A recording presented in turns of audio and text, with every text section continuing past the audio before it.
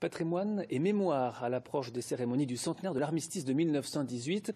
Intéressons-nous à la restauration des monuments aux morts dans l'Yonne. Celui de Joigny a notamment fait l'objet d'importants travaux pour ne pas laisser le temps faire disparaître le nom des victimes. Yohann Etienne, Claude Eudes. C'est un travail de fourmi qui s'opère depuis quelques jours sur la place du 11 novembre. Un pinceau dans une main, un pot de peinture dans l'autre, Christine retrace une par une les lettres de ce monument aux morts. C'est juste magique. Pour moi, c'est pas tout le monde qui a la chance de pouvoir le faire. C'est important. Je pense à mes grands-parents qui ont été déportés pendant la guerre. C'est quelque part, c'est ma façon à moi de leur faire un hommage. Puis je vous dis tous ces anciens, tous ces gens qui se sont battus, quoi. C'est des valeurs.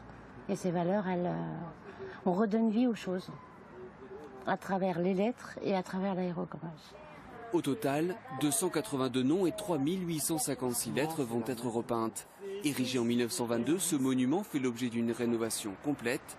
Sur ces photos, on peut se rendre compte de sa transformation après les travaux, comme cette statue d'un poilu totalement remise à neuf. On a fait revivre l'homme qui représente ce poilu grâce aux techniques de Matan de 2018 et on le retrouve tel qu'il a été fait par Pénaud, le sculpteur, en 1922.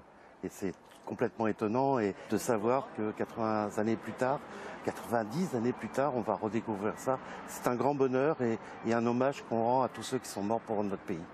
Plusieurs communes du Jovinien comme Seppo-Saint-Romain ont pu bénéficier d'une aide financière, un coup de pouce pour rénover ce patrimoine local auquel les habitants sont très attachés. C'est la communauté de communes qui a lancé le projet de mutualiser les travaux sur les monuments aux morts, sur les 19 communes.